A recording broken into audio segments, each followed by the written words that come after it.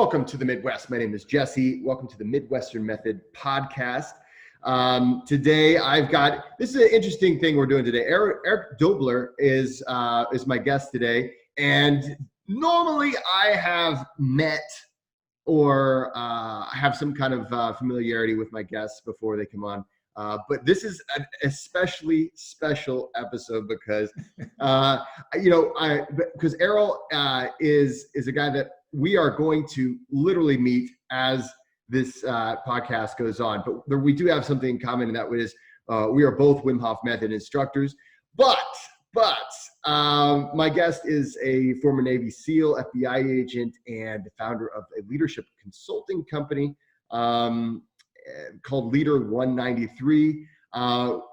Errol, welcome to my podcast. And we were just talking just a second ago. Now you said you got your certification for to become a Wim Hof Method instructor in 2018. Is that right? 2018. Yeah. Okay. So where did you guys do your master training at? Outside of Portland. Yeah. Awesome. Yeah. So did you guys climb? What was the mountain you guys climbed out there? Was it Mount Hood or something like that? I know Mount Hood is that's a pretty big one. I can't remember I can't remember the name. What I remember was it wasn't that cold. Yeah. I think this is that was the last training that Wim himself was at.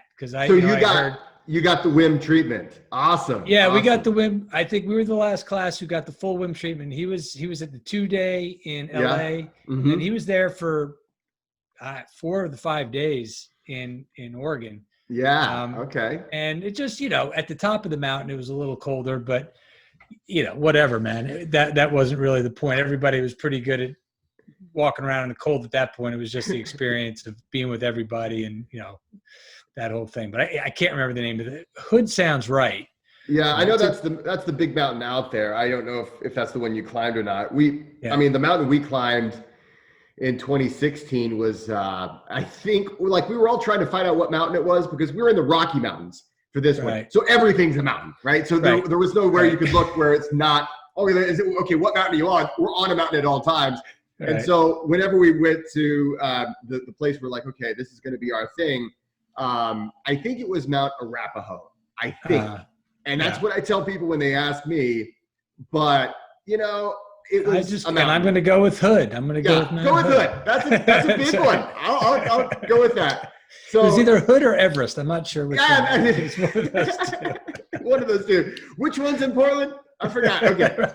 But yeah. So whenever you were with Wim, I mean, now that was 2018. 17 or 18. I mean, it was towards the end of the year. So I'm feeling like that I was with them in 17 and then they didn't get the certification squared away because it was towards the end of 17. Mm-hmm. And then I think the final certifications came through at the beginning of the year, something like that. Oh, that sounds cool. That sounds cool. Any crazy Wim stories?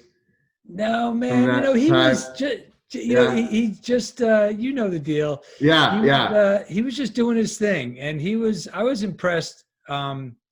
He let everybody instruct. He didn't jump in. He was at all the classes. We were just sitting around and I was next to him for a couple hours, but just really just a normal guy with the passion. Everybody who, all the seminars I do, I tell them everything you see on the TV, the videos, the computer about Wim, that is exactly how he is. Right. That's exactly how he is. There's no no TV Wim. Right. Yeah. There's no TV Wim. It's just him, man. I remember whenever I was out there, when I first met Wim Hof, it was out in LA it was the advanced course, right? It was a weekend type of thing. And I remember, for me, I never thought I would ever get to meet Wim Hof. There was no such thing as an instructorship, or there wasn't even the website itself was nothing like even what it is today. And there was no platform or anything like that. And I was so starstruck. The whole weekend. I was like, well, I want to talk to Wim Hof, but I don't know. I didn't know. I was like, what are you talking about? Well, I sure do like that Wim Hof method that you created, Wim. And so I didn't know what to say. Would you like to talk about that for a little while? Let's talk about that for a minute. And he's like, yeah, okay, And so I made a point that whenever we went out to train we went in Colorado, and it was November, so it was cold. Mm-hmm. But I was like, I'm gonna actually talk to this man and try to get to know him a little bit, because he hung out with us. Like I expected him to be kind of just in and out, or just on the periphery or something like that. But he just hung out. And I remember I got coffee for him one time. I was like, what do you want for coffee? I was like, cool, I can have a conversation. And then, of course, the first thing that came to my mind, let's talk about that breathing technique. That's about as original as you could come. Yeah. Eventually, eventually we talked about raising kids, and that's like you say, he's just a regular guy. We talked about raising kids, we talked about family, we talked about really just about anything and everything came up. And as I started to get a little bit more relaxed, because he wasn't this, guru from the mountain anymore. He was, okay, this my friend Wim. It's this guy that's here. So, but now since then you've become a level 2 instructor, and you've done sessions. And where are you based? Yeah, so I'm in South Jersey right now, but I've kind of done them across the United States. As you well know, word gets out a little bit. So there'll be somebody from Arizona that gives you a call. I'm like, I had a friend in Texas that came to your thing, and they got it from somebody in New York City. So we do a few of those, but mostly I try to keep it here just because of the travel. And then, for my leadership consulting, I incorporate the Wim Hof method very specifically inside that leadership process that I developed, which we can talk about or not. And then, I've traveled to, overseas to do them as well. So, it's been pretty cool, just kind of incorporating it in my own unique way with my leadership. And then, of course, just the regular seminars that we do, because they're just fun. So I've kind of used it in a lot of different ways. One of the things I do love about breath work, just in general, cold exposure, a lot of these things that require you to have a real focus, right? A real, to build the skill of focus, is that they are really applicable to things like leadership, like business, cohesion, things like that. When did you start your consulting? Was it something that kind of sprouted up from Wim Hof, or was it something you were already doing, and then you're like, hey, there's this Wim Hof method thing, let's add this in? Yeah, no, that's the latter. I started my consulting firm in 2016. So I left the SEAL teams back in 1999. Okay. I got injured on deployment. So I got medically discharged, and then spent a few years kind of licking my wounds in the private sector, which was great. You just move on. Yeah. And then 9/11 happened. I was in the city at the time. My brother-in-law was in the towers. He got killed. Me and my sister. So it was a very profound experience. Yeah. And I just kind of said, well, I've got to get back in this fight. It's kind of still in my blood. And so I got myself medically cleared, and I was either going to join the CIA or the FBI, and the FBI was the first one to say yes. So I jumped in, and I worked international terrorism for the 9 of my 13 years. And then the final years, I worked some violent street gangs. But I had planned on staying in, and I loved being a special agent. I didn't love the FBI. Oh, okay. And so I left out of some real frustration with the leadership. And at some point you get to the point where you say, all right, well, I can either endure this and really live against the grain in a way that's not good or healthy. Right. Or I can put my money where my mouth is. I can leave. I can, do my own thing and let's see where the chips fall. And that's what I did. So, you start your consulting business. You're like, all right, now you've really got to start thinking, all right, what do I believe? What is my message? Yeah. So I had, I was pretty quickly able to put that together. But anyway, that's the long part of the answer. So I was doing a leadership retreat for a client, and the CEO called me and said, "Hey, I want you to incorporate Wim Hof method into it was like a 3-day thing." And I was like, "Sure, no problem. What's Wim Hof method?" And he's like, "Don't worry, just call this guy." And it was Brandon Powell. Brandon Powell, yeah. Yeah. Shout out to Brandon. Yeah. Yep. Shout out to Brandon. I always make sure I mention him in these things. And so I looked him up, and he's a jiu-jitsu guy, and he had his video that he did, and it's him getting into an ice bath. And I was like, "What is this?"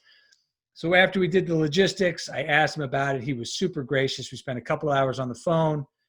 I immediately started the 10-week course that day. And then, so I did it just because I was fascinated, right? My background as a SEAL, we're kind of in cold water all the time, and just the whole thing. And so I was just enjoying it. And then along the way, I was like, man, there is really a way to use this as an intellectual tool to become a better leader, right? Inside of my process, which, the first element of my leadership process is emotional awareness and recognition. Okay. Right? So how do you practice something like that? Well, what I tell people is, okay, if you want to learn about recognizing your emotions, stand in front of an ice bath that's 32 degrees and see what you're, because you will have an emotion, right? So this is a way to practice those things. So that's kind of where I started to really incorporate it. And as I, shamelessly plug my book, The Process, Art, and Science of Leadership. That's a good looking book.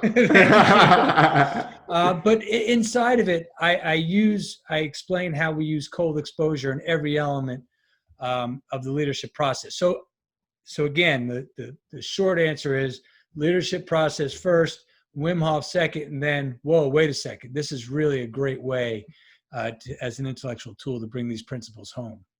That's awesome. Now, I have a question as far as when it comes to leadership. Now you're focusing on businesses. What would you say is like the biggest thing? Is there anything in common that you commonly see lacking in a business leadership situation? Yeah, it's awareness, right? It's awareness. So just briefly, so we can kind of keep building on the conversation. My first two elements are emotional awareness and cultural awareness. What does that mean? Emotions drive your actions, right? We know that. Right. And your actions make up your culture, right? Your culture is not what you say it is. It's not, we have a culture of excellence. That's not it. What do you do? Tell me what you do to be excellent. Okay. And if you can't tell me, then you don't. So what I spend a lot of time on is awareness, because then we move to the next phase. After you've looked at your emotions and the actions they're driving, and you struggle with this, and you're like, oh, I didn't even realize I was doing or saying these things. Then we say, okay, now how do you want to behave, right? What are those behavioral guidelines? Okay.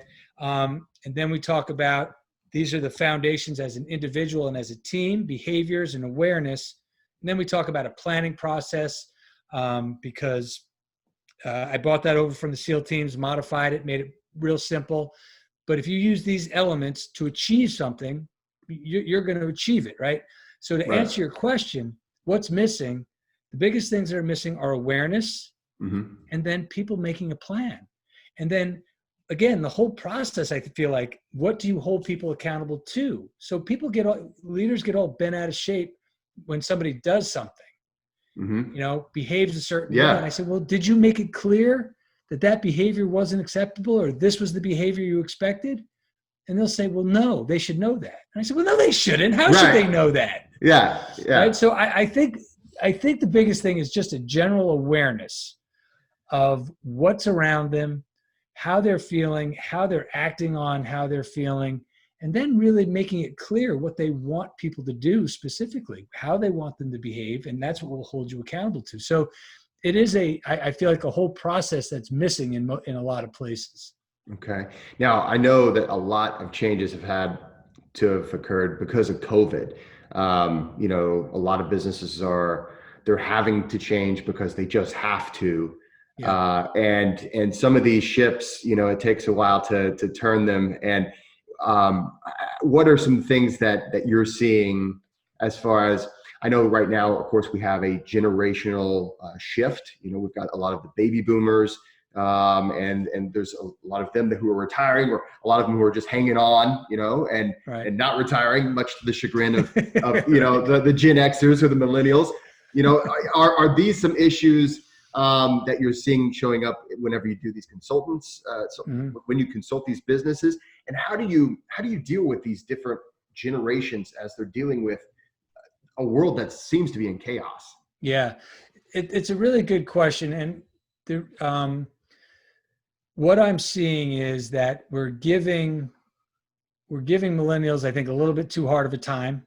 Yeah. I think that they are, I think everybody should be categorized by age. You should be a millennial when you're between the ages of 19 and 29. Then you should be a Gen Xer when you're between the ages of 30. Oh, okay. Yeah. You know what I mean? Because we all acted the same way at that age. Yeah. Whether we want to admit it or not, we did. We thought we knew everything and our ideas were the best. And those old people, what the hell do they know, right? Right.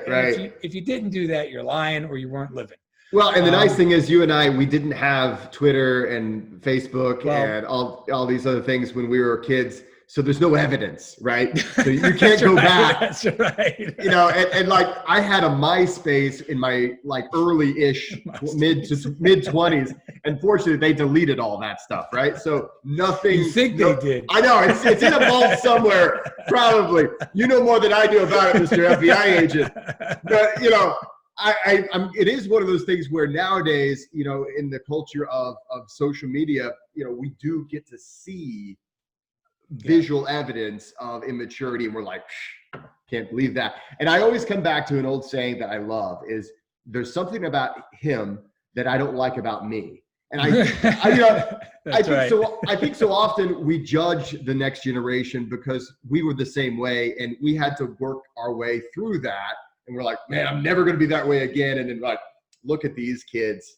Yeah. Well, but that's the answer, right? So they're living in this age now. They don't know any different. For us, it is, right? Because this is not how we grew up, and now we're adjusting as kind of older folks.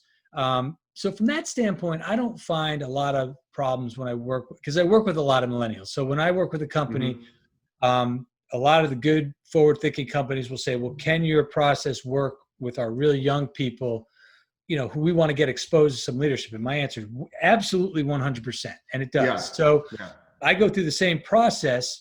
There'll be different issues to tackle, but the same process with a 25-year-old first-time, employee of someplace to a CEO of a company. And what I'm finding is with them, and even during this time, they just want clarity. They do. They want direction. They want leadership. They want clarity, because otherwise then they'll be more inclined to speak out. Now that'll be the difference. Right now, they'll be more inclined to say, well, this is BS. I'm just going to leave. Whereas maybe 30 years ago, that wasn't really the way to go. Like, I'm not getting it, or I don't agree. I'm just going to keep my mouth shut. So that there'll be a difference there. But I will tell you, from a functional standpoint, from a motivation standpoint, that's what they want. They want leadership. And if you give them clarity and you can explain it, they're going to be with you. Now, conversely, I found with the older folks, we're the opposite. We get locked in our ways. And when I start with a man or woman who's running a company or at a very high level in a company, and I start with emotional awareness and recognition, I get, oh, Errol, look, I'm not a very emotional person. Right. What, you have no emotions? Right. Is that right? So the fact that you can't even explain to me what your general emotional state of being is should be a red flag to you. And that's true. Generally, we get through that. But so that's what I'm seeing. And right now during this time, what I'm telling people is, if you're changing precipitously in your leadership method, something's wrong, because the process is the process. Okay. You still have to be aware of emotions. You still have to be aware of the actions they drive. You still have to make clear the behavioral guidelines that you want, and you still have to make a plan. Okay. You still have to do those things. Now, the speed at which these things happen may be faster. The consequences may be more severe. The number of times you have to turn on a dime and rework things, that might be different. But the things you have to do are still the same. So trust in the process. Trust. And the folks who I'm working with initially, they said, well, Errol, I don't know about that. And I said, well, this is what you paid me for. So trust me for a minute, right? Just trust me for a minute. Go through, right? Keep working the process. It's going to be fine, because you're going to have people are going to see that you have clarity in what you want to do. So right now, that's what I'm seeing, the obvious fear and uncertainty, but then letting people know, look, if you're changing too much, then it was just time to change anyway. Okay. And as far as the age differences, again, I feel bad for the millennial group, because we were all the same way, and they're getting a hard knock. Now there's some research I've seen that it talks about the core values of, for instance, a baby boomer versus the core values of Gen X and core values of millennials. Whereas, like, for instance, like with the greatest generation, or even a lot of the baby boomers, especially here in the Midwest, because in the Midwest, a lot of the baby boomers have the same core values as maybe the greatest generation, the previous generation. You have like a lot of dedication to civic duty, where you may not see that necessarily so much with other generations. Like I'm a Gen X, so whenever you go in with these groups and you have maybe a mix of different age groups, do you find that you need to communicate differently as far as kind of the sell, or is it pretty much, hey, this is what we're doing? Yeah, I keep it very consistent, and I do that for a very specific reason, because what I want people to be clear on is I deal in leadership processes. So when I say the process, the art, and the science of leadership. Oh, okay. You've heard me say the elements of the process, right? Emotions, culture, blah, blah, blah. Those are consistent.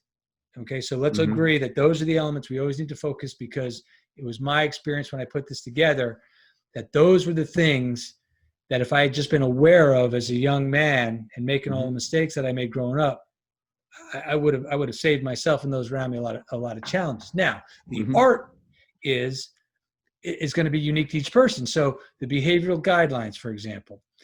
So what does that mean? If you didn't change the way you made, marketed, or sold your widget, but you behaved in these ways, would you get better, right? It's not industry specific stuff.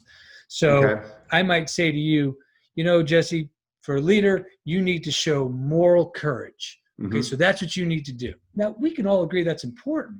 Yeah. But you may already have a very strong base in moral courage.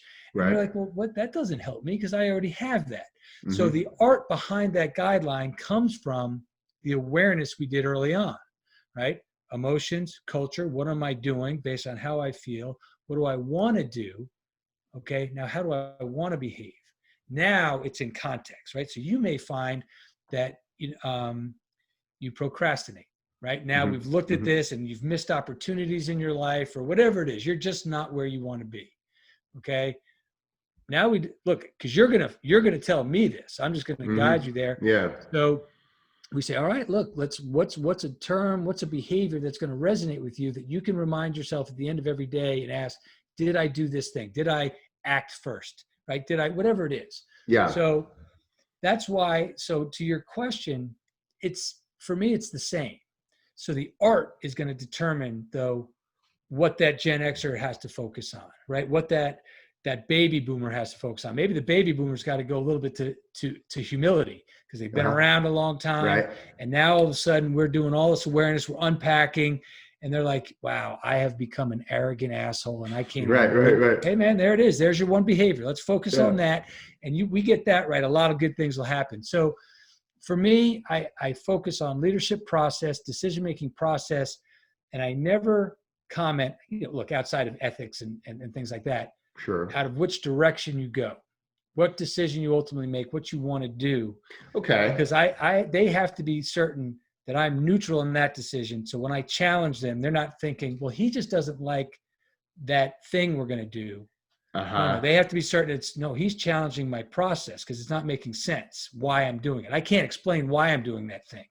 Right. And that's where I'll focus. So for me, it stays very neutral. And my clients always have to trust that your decisions are your decisions. I deal in how you get there. So this is where you're really different from maybe a business consultant or something of that nature, where you don't even, hey, what you guys do is what you do. Yeah. The leadership is what's going to make the difference, is whether it succeeds in a lot of cases. Yep. And that's really kind of a cool thing. Now, I'm wondering how this looks like. So they call you up and they said, hey, we need help. Errol, get over here. Yeah. how would that look? What would your process be? So what I did was initially it was, that's the beauty of being out on your own, right? It changes all the time. Yeah. So I would start the very generic way, like, okay, well, we'll agree to a certain amount of time together, and this many times a week or whatever it is. Mm-hmm. And then, okay, so what's on your mind, right? And I would always go back to this process anyway. So I didn't start with my process. I had it all in my head. Yeah. Okay. And I was just like, I'm always going back to these things anyway. So let Mm-hmm. me formalize my process. And then anybody who wants to work with me, you go through my 8 weeks. That's very regimented. Okay. So you get the full knowledge of each element of the process, and we just break it down. And what that does is, so you say, Jesse, you call me and you say, I want some help. I say, all right, great. My program is 8 weeks long. We have 2 calls a week. Okay. You watch the video series first on that element. So the first one is emotional awareness and recognition. We've got our app. So you know what you need to log in so I can monitor your progress during the week. And that way on Friday, our call is super focused. Right? I don't have to say what's on your mind. Right? We're talking about emotions. We're talking about how it affected your week. What did you see? What did you do? Mm-hmm. Boom. And then we move on to the next. The last couple of weeks, then we kind of put it all together. And then normally what happens, thankfully, more often than not, they'll say, okay, what next? And then we'll just say, all right, well, let's work for 6 more months. We'll have 2 calls a month. But the good news is everything we talk about now from a leadership perspective, you can count on me to always bring it back to an element of the process, right? So you're having a problem with this employee. I'm going to say, did you set guidelines for behavior? Did you make it clear? Do they know what they're accountable to, right? Was that an overly emotional decision? Where were you on that? What was your plan? Oh, you didn't make a plan. Well, there you go. There's your problem, right? So we always get to bring it back to one of the elements of the process. So it keeps it very focused. So that's kind of how I evolved. And, like I said, we've got the video series that we did, so they don't have to sit here and listen to me lecture to them. Right. All right, let me take the first hour and lecture about cultural awareness and recognition. Right. I think I'm the most, interesting person in the world. I may not be to everybody. Right. Sure. So that's kind of how we get it started. Now, those are for the one-on-ones, right? I do the group stuff, I do the retreats, but everything is anchored in that leadership process. So now, do you ever, look, I think I could probably just guess that there's people listening or watching this right now who are like, I work for a place and the leadership is terrible. Right. And, how does this normally happen? Is it normally something where, I'm just going to guess that you normally have leaders who want to be better and they ask you, hey, make me better. It's probably not like some kind of intervention thing where it's like, hey, you're a terrible CEO. I don't know. It happens all different ways, right? Yeah. I've gotten clients who the company was bought by a private equity. And, when private equity comes in, they're just looking to slash everybody's knees out, right? God, we got bought by the private equity. Who's going? A couple of them have said, we think this CEO is salvageable. Okay. Right. So that's kind of one place. Now, do they give you pushback? Do they give you pushback whenever they, you meet that guy and he's like, do you get pushback? That's what I tell the group. I say, look, I'm happy to do it, but if this person doesn't want to do it, don't waste your money, because I can't do anything if they're not open-minded enough to say, yeah, I've got some area for growth. And I've had those people.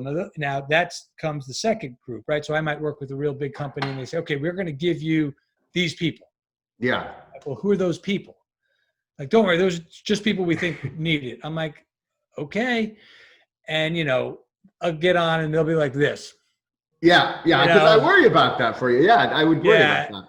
And I just say it. I said, man, or in many cases, woman, but I don't go woman. I say, man, you don't look like you want to be here.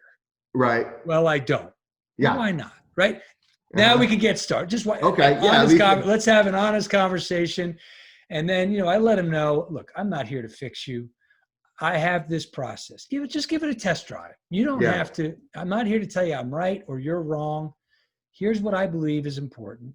can you give it a test drive? I'm not going to say you're bad and I'm good. Yeah. Generally speaking, everybody goes, okay, that sounds fair. Right. So just so they know, it's a fair proposition. I'm not here to tell them, do everything I say. We're here to talk. Right. And let me, so I'll do my thing. So yeah, a lot of times you get that, but the first time I got it, I got,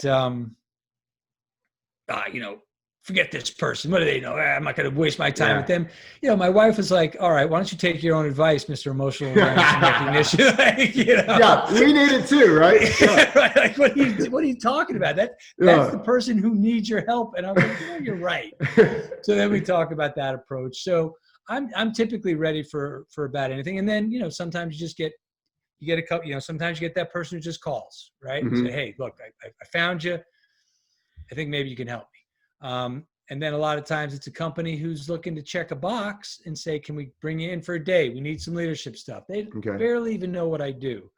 That's when I get to employ the Wim Hof method and some process and then put it all together. Those are my favorites because everybody's like, we didn't expect this. We're getting into an ice bath. Wait a second. There's some tension behind it. Yeah. And then the breathing and everybody's like, what was that? It was crazy. So all shapes and sizes, man. All shapes and sizes. So how do you normally incorporate Wim Hof method into a leadership sort of of course, I think anyone who's a practitioner can completely understand how you do have to get in touch with your emotions. And a friend of mine, James Stewart, he's a fellow instructor. He became instructor, I believe it was last year. He said that with Wim Hof method, you almost accidentally trip over a spiritual experience and just really discover your emotions in these things. It's almost just an accidental thing, and you can't help but do it. Yeah. When it comes to ice bathing, though, how does that go? Well, what I do is, so for those groups, right, so that we're talking about, they're like, oh, I guess we're going on a retreat, and who's this guy coming in? And wait a second, we're doing one. So what I tell them during the lecture portion, which I usually lead with, I always say, and here's how we're going to apply the cold water to this element, right? And you make predictions. You see it enough. You know what's going to happen. Yeah. Guys are going to start making, small anatomy jokes, right? The ladies are usually a little more reserved, and they're backing off a little bit. It's pretty standard stuff. So I say, here's what, the second you decide to make that inappropriate joke, which one of you will, it's going to happen. That's the emotional awareness and recognition. That's the cultural awareness and recognition. There it is. Okay. You're going to start hooting and hollering before you get in, right? Guaranteed. Anyway, I say, so what you do right before may be an indicator of what you do normally under stress. And so I keep, there it is. And then, so they're kind of listening. And then when we walk out to the ice bath and it all starts to happen, I'm like, oh, there's the anatomy joke. And everybody goes, oh, wait a second. He did say that. Right? And there's the person who's hooting and hollering like a fool. Oh my God, he did say that was going to happen. Right. And then on and on it goes. And then they start to get it. They're like, wow, you're right. This is a tool to practice all of these. And then inevitably, Jesse, it always goes away from business to the personal life, right? Imagine going home. Right? Imagine, right, when we talk about intention, right? So intention now is a big thing. Mm-hmm. Are you acting with intention? So it's the big thing for most of my clients is the transition from work to home, right? That's huge. Yeah. Yeah. You need to be able to recognize that those are two different scenarios, and you need to be able to break off from one intentionally and break into another intentionally. Mm-hmm. Okay. How do you practice that? You get into an ice bath and you find out and you just decide what's my intention for this ice bath. That's it. And look, I use it, right? I use it and I know you do every day. Yeah. It's a new intention. What am I feeling right now? How was yesterday? You know what? Today, my intention needs to be gratitude because I've been really pissy lately with, COVID and small businesses are getting hurt. And I've got a lot to be angry about, but wait a second. I've got a lot to be gracious for. I have a lot of things that are good. My intention today on this ice bath is gratitude, and I know I will remember it. And then it just becomes habit. So again, those small things. And when it comes to business leadership, it just always comes back to the personal, because it's one and the same, right? I love the people who say, oh, but I'm a different person at home than I am at work. You're not. Right. You're not. It's and especially nowadays when so many of us are working from home. And like, for instance, my day job is an English professor. So, I'm quarantine teaching, and it's just, you're in front of that Zoom thing all day and you're home, which is just a big shift, whenever the quarantines were hitting in March and April, I was actually on a roll. I was doing a tour all around the country, and I was very happy because I'm a real people person and stuff like that. And then whenever you're just kind of stuck at home, there's a huge shift that does happen, and you realize how much the different parts of your life really affect the different parts of your life. So that's interesting. That really, of course, when it comes to leadership, we've always looked to people, not necessarily because they have the best ideas, right? But there is a certain degree of that emotional strength that we gravitate to. Yeah, and I think it just comes from awareness, right? Nobody has emotional strength that is not aware of the effect of the emotions they have on themselves and those around them. And I think I just think it's all connected. And I can guarantee, and we haven't talked about this, but I'll bet when because you are obviously a big people person, you've got a big personality, and now you've got to be teaching to a screen. I'd be willing to bet anything I had that you had a lot of intention in your breathing sessions and your cold exposure, right? Be in the moment, be present, be gracious, right? As you're breathing through that and getting into that mind's eye, and then I have to bring this to my students. I guarantee you were. And it's different, I require it more, I have to really lean into it more, because the natural inclination is always to be lazy. It's always to recoil. But the intention has to be there. Yeah.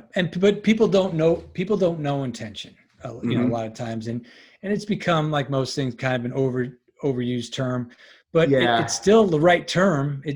I'm sorry that it's been overused, but it's still the right term. I don't know what to say. It's true. Yeah. It is kind of one of those things where it's like, what's your intention? And, because you hear about it and you go to yoga class or whatever. And it is overused, but really, you have to put some kind of intention into it. And some people don't like that. Some people don't like the idea, because it takes too much work. So, for example, when we talk about intention, right? So again, just throwing out the term intention, for me, that's not enough. There's got to be a lot behind it, right? So the intention, when you transfer, you pull into your driveway, and now you walk into the house. What's your intention? Is your intention to make their life miserable? Okay, because you had a bad day? Right. Or that's probably what you're going to do if you have no intention. Or are you recognizing, I'm entering a new phase in my life right now, home. And when you go from room to room to room, right? Oh, I meet my wife or my husband in the kitchen, but I hear my psycho kids in the other room. There is new intention going into that room. So the better you get at intention, the better it makes your life. You are doing nothing but thinking about intention, because every time you walk somewhere, you're going there to do something. What are you going there to do? What is your intention to do? Absolutely. And it takes a lot of presence of mind, I think. And that's one of the things when it comes to an intention, right? You have to really know where you are. And so often, I know myself, I'm coming out with a book later this month, so I'll plug that too. But congratulations. Next month. It's next month. It feels like this month. Anyway, but one of the things that we talk about, that I talk about in the book, and some of the things that have just affected me my whole life is rumination, right? And so you come home from the office, or you're at home or whatever. Where are your thoughts, right? And you can't have an intention if you're not even in the present. That's right. I can only imagine the effect that would have on not just leadership, but we know how, if you're not present, how can you be a good leader, right? That's exactly the point, right? When we say emotional awareness and cultural awareness, how do you practice awareness? You practice being present in the moment. That's typically a behavior for a lot of people, right? Because now we know that when we're going from thing to thing to thing, right? Here's the science behind it. We know that sends us into the sympathetic nervous system, right? And then our focus closes, and we're not seeing the bigger picture. Okay, so people say, "Well, I'm a multitasker, but I keep missing all these things." Well, yeah, because you're narrowing your vision when you're going from thing to thing to thing to thing. You're not seeing the bigger picture. You're not, right? The age-old example: you're getting chased by the bear. You're in the sympathetic state. You're not thinking about, I think I'm going to experiment with that sauce tonight, that béarnaise sauce. Right? But so when your mind is relaxed and you're focused on kind of one thing at a time, it expands, it opens up, you're in the moment. So that's a behavior that I challenge people with. Okay, so you need to focus on being in the moment. At the end of the day, I want you to email me. Yes or no? Did you do your best to be in the moment? Grade yourself from 1 to 10. All right? Yeah. It's either a 0, no, I didn't even give it a thought. Right. Or a 10. I was obsessed with being in the moment everywhere. It's still a behavior, okay? And from being in the ice bath, right? If you are thinking about something else besides your breath, you're not going to make it. Right. Oh, this is the worst. This is so cold. Right. How long do I have to stay in here? I can't stay in any longer. I can't believe I'm doing this. This is stupid. You're done. Right. You're out. Right. You're not going to make it. When you're focused, when you get into that state, all of a sudden it's not so bad. Like, yeah, it's a little cold, but let me just focus on the breath. Open things, right? And that's intention. That's being in the moment, and that's leadership for everybody. And once again, that's how ice baths, that's how cold exposure makes you a better leader. It's a tool. You can practice it without consequence. What was the other thing you were saying? Because it really what'd you say? Rumination? You were ruminating? Yeah. That's something I've done my whole life, and I've really had to work hard on. And this is one of the reasons why breath work, cold exposure, all these things. I mean, it's not like I'm amazing and I was trying to get better, right? Right. These are tools for me to be able to cope with. I just have that dopamine feedback loop, that constantly makes me ruminate about things in the past or in the future. So that's where this is just medicine for me. Well, yeah. And so it really touched a positive nerve with me, because just the other day when I was, we were on vacation, right? So, look, I enjoy a cocktail as much as the next person. Absolutely. And, but I've got the small kid. I've got an 18-month-old, a 6-year-old, and a 7-year-old, right? So we're in it. Yeah, and you are. Yeah, we were at the beach house with the other, 2 more families in our family, and it's a great time. But, I woke up one morning, a little fuzzy. I got a little short with the kids, right? So I had to come back home because it was close. It's a long story. And I was going to take my ice bath. And what was my intention? My intention was forgiveness. I'm like, you have to forgive yourself. You made a mistake. You imbibed a little bit too much. You stayed up a little too late, and you let that affect how you treated your kids. Forgive yourself. Get it right now. Move forward. Let it go. Right? That's an intention. Yeah. Right. But unless we're aware and we can be honest, we can't fix that stuff. I think self-forgiveness, that's a huge thing right there. It's huge. It leads to all kinds of neurosis and all kinds of just poor behaviors later on, because you just can't get over that behavior that, I did the wrong thing there. And then you start ruminating on that. So well, when we talk about now the process, the art, and the science of leadership, my leadership process follows the way the brain rewires itself, starting with emotions, right? But interesting fact, to your point. So when I did all this research on the brain and how it rewires itself and how it, how my process follows that process, I came across we have between 60 and 70,000 thoughts per day. Yeah. 80 to 90% of those are the same as the day before. And for the majority of us, 70% of those are related to the emotions of stress. Think about that. Oh man. Right. So it sounds very true. It's not even like I'm like, no, that can't be right. That can't be true. that tracks. That So tracks. you talk about ruminating, right? So you're like, I'm still pissed at myself for what I did a week ago. Well, guess what? You can already predict what you're going to be like next week, because I'm still going to be pissed about it, because that's just the way it is. And then it wires itself, and now that's who you are. You just ruminate over things, and now you're finding any excuse in the world to satisfy that little neurochemical addiction, right? That emotion that drives that behavior. And that's kind of the final part of my process, which is called the resistance. If you understand that it's hard to change, because it's literally a neurochemical addiction to certain emotions, and then the more you do it, your brain is rewiring. It makes that rewiring hard. If you understand that that's why it's hard, it's not because you suck, it's not because you're lazy, it's not because you don't care, it's just because it's a hard process. You're literally undoing something. You can give yourself a little more grace, right? A little more patience, and say, all right, I did it again.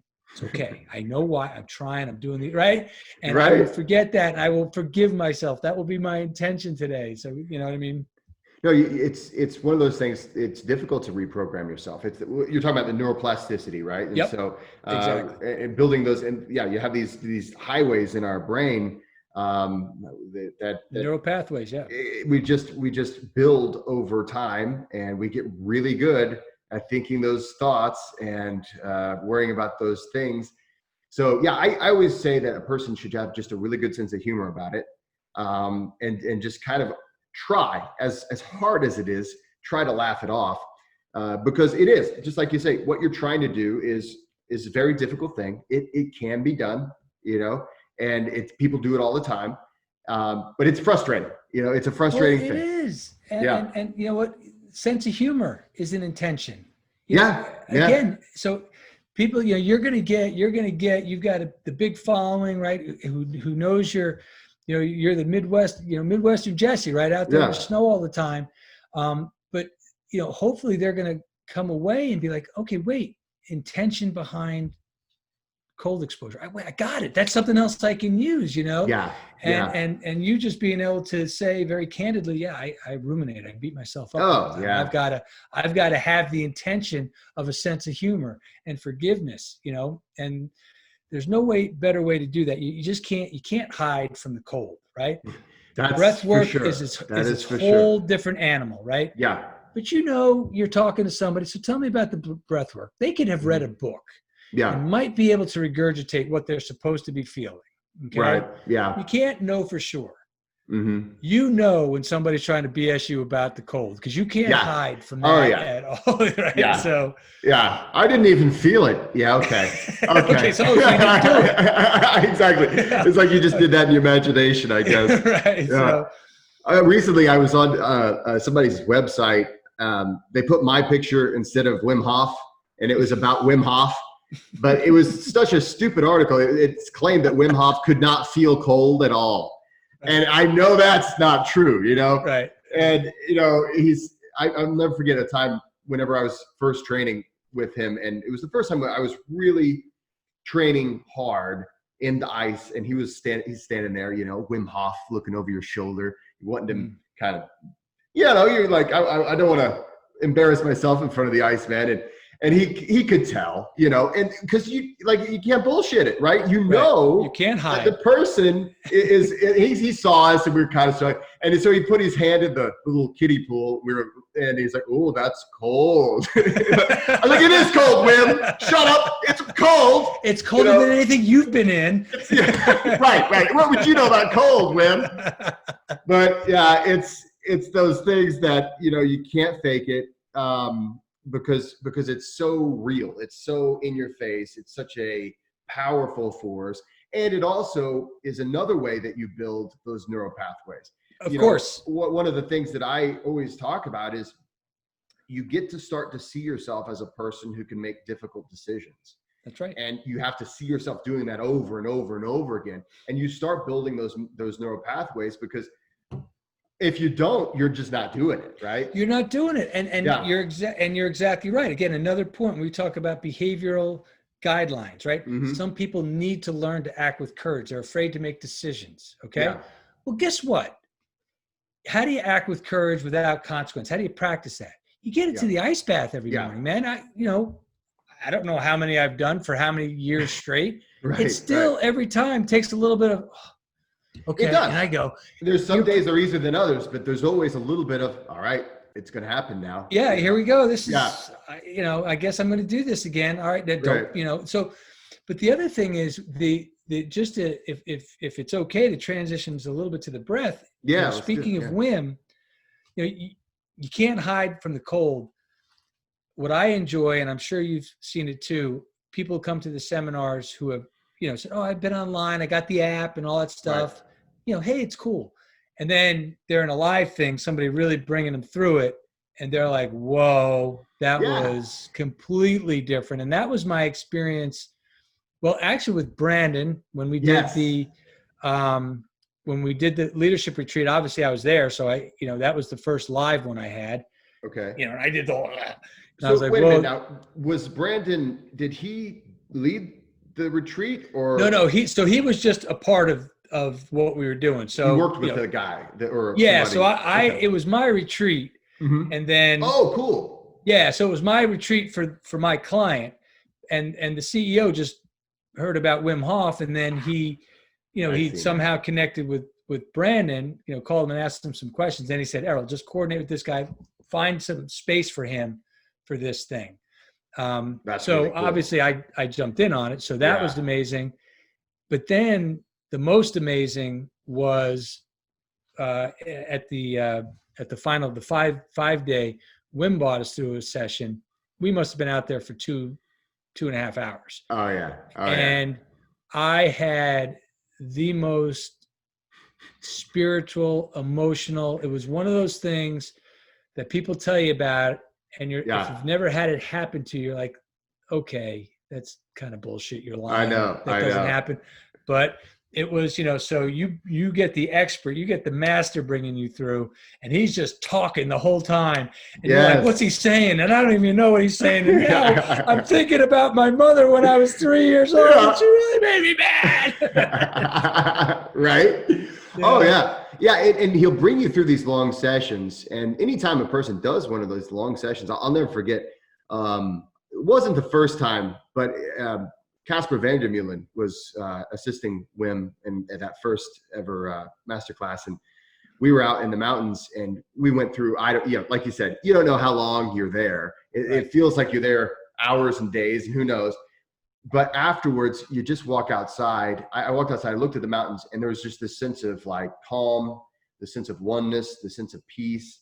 You look around and you see these other people were all having emotional experiences. Yeah. And it's just this amazing connection that you feel with other human beings who have just done the same thing you have. And I can imagine that just being a great team building thing at your sessions as well. I mean, I doubt you're taking them through power breathing when you're doing these sessions, but just simply doing the Wim Hof method. Actually, one of the times I was talking to Wim, that time I was actually telling you about where I got him coffee, and I was asking about, I was like, oh, now I'll talk to Wim Hof. So breathing, but what I did is I was trying to ask him about the difference between what I called standard Wim Hof method breathing and power breathing, which we called DMT breathing at the time. But as soon as I said standard breathing, he's like, standard?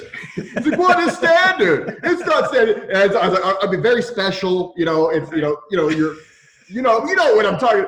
I didn't know, I really didn't even have the words, but even that though is very profound, especially, I mean, seriously, that's why I do it every day. It's just a very profound technique.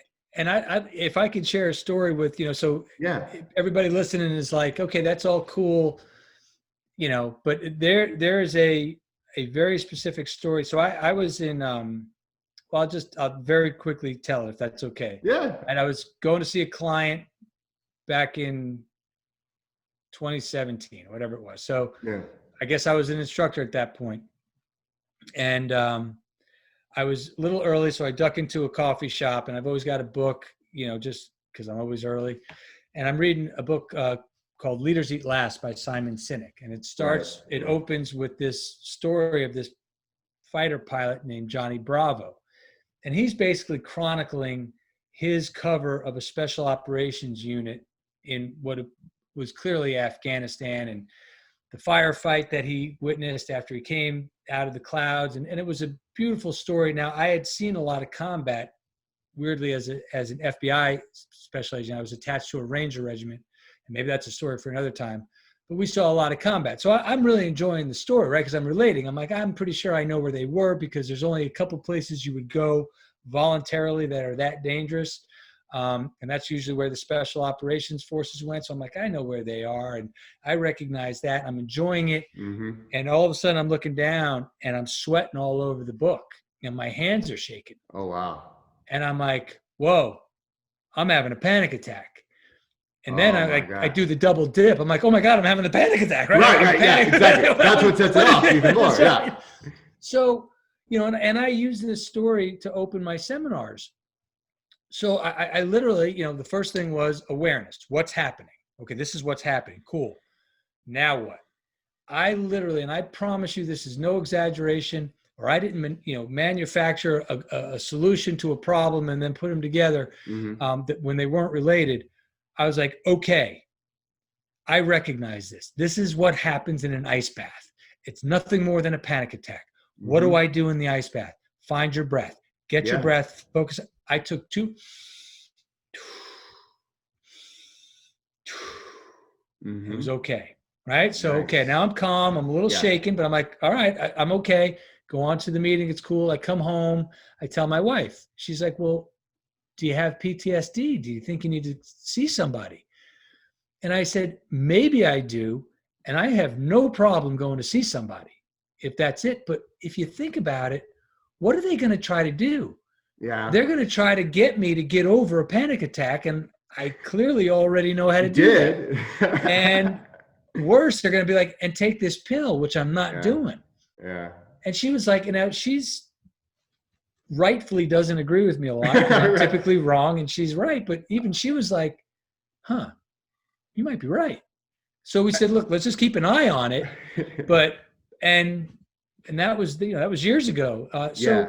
So as far as the breath goes, right, it was weird for me the way I was able to use the breath in it was an urban environment, man. I was in Philadelphia. I was in the city, right?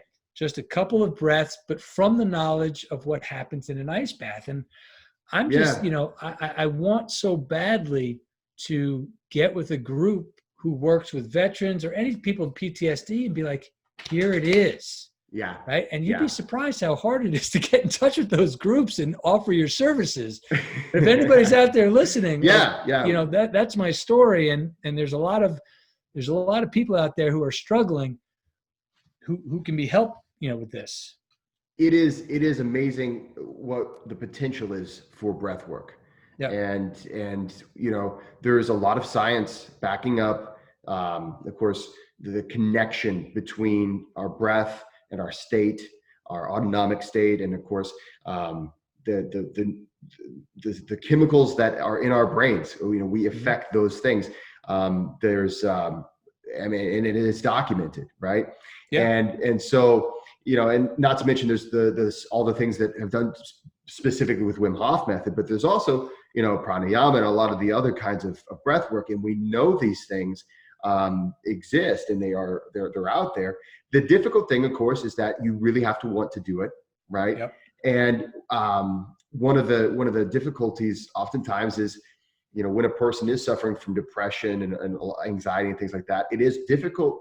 That's the really the gold right there. If we could get, really, if a person can say, hey, I really need to do this, right? And get into it 100%. So it's there. It's not as easy as a pill. It's got far fewer side effects. It's free. That's the beauty. I always come back to that one. It always comes down to the money with you. It's like I'm like, well, geez, I've been spending I spend a ton of money on. Actually, a friend of mine talked about this. He had he's a fellow instructor too, Sebastian Zappa, And he had Lyme disease and all kinds of depression. He was in my class. He was in your class. Yeah. Yeah, he was French. And I remember because he started coming to a lot of my workshops, and he's like, I think I may go become an instructor. I was like, yeah, man, you got a great story. But he one time whenever we were doing introductions, he said to everybody, I've spent thousands of dollars on all these different therapies and pills and powders and all these things, and all the whole time it was free. It was something as simple as breathing and cold exposure that I needed. Me and him climbed Mount Hood. Yeah, let's just say Mount Hood. Yeah. It was Mount Hood. So we were together. There was whatever. And he told me the whole story. About all the medication he was on. Yeah. And then he didn't tell the physician he was moving off of it, but he did. But when he was doing the method, and then eventually he was just off of it. I mean, that's the story that sells it. Yeah. So to get people to, that's why and we know this is why Wim is revolutionary, because he's brought the science to it. And it's kind of why I brought the science to my leadership process. Because I can say to people, look, you may not agree with my process based on my experience, but here's some of the science behind it, right? When we do this, blah, blah, blah, blah. That always at least gets the naysayers, right? The people who are just naturally going to be resistant to go, okay, that makes a little bit of sense. I'll hear you out a little bit. Yeah. Same thing with the breathing, right? So if I were to tell somebody that story I just told, and they were a non-believer in the spiritual side of all this and the breath, they'd be like, yeah, whatever, you got lucky. If I say, but no. So when you exhale consciously, that activates the vagus nerve, and the vagus nerve serves to calm you down. That's a scientific fact. They go, huh. Right. What else? Right. Yeah. So that's the beauty of what Wim has done, able to bring that science and the spiritual side and let them both gently come together. Yeah. Right. So the naysayers, you just hit them with the science, and the believers, well, they can at least now not feel like hippie psychos. Right. You know what I mean? Like weirdos. Yeah. They can be like, I knew it. I knew this was real. Right. Exactly. Oh, geez. Errol, we've had a great conversation, and this is our first one. And so I hope you can come back to the show. Before we go, though, how can people find your book and your services? Yeah, well, I appreciate that. The Process, Art, and Science of Leadership. How leaders inspire confidence and clarity in combat, in the boardroom, and at the kitchen table. So you can go to my website, leader193.com. I've got a tab on the book there, which also shows all my leadership services, Wim Hof and all that stuff, explains kind of how I put it together. And then it's on Amazon. And then anything on Instagram is my other, I think it's at leader_193. So that's where you can find me. That's where you can find the book.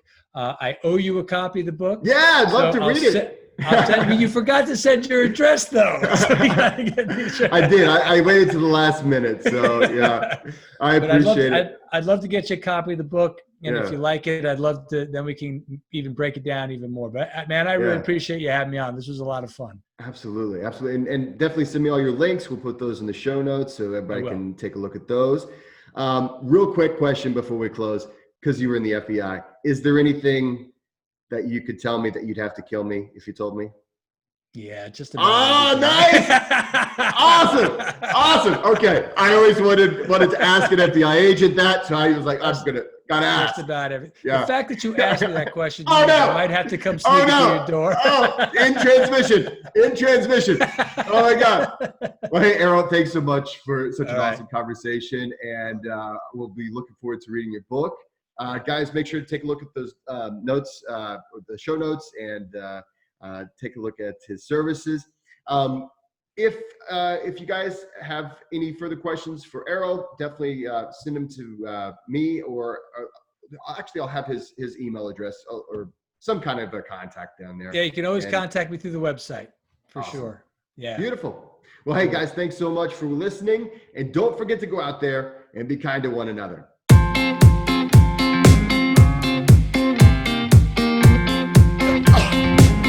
Oh yeah.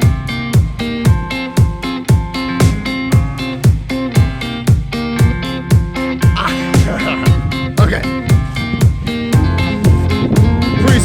Rachel.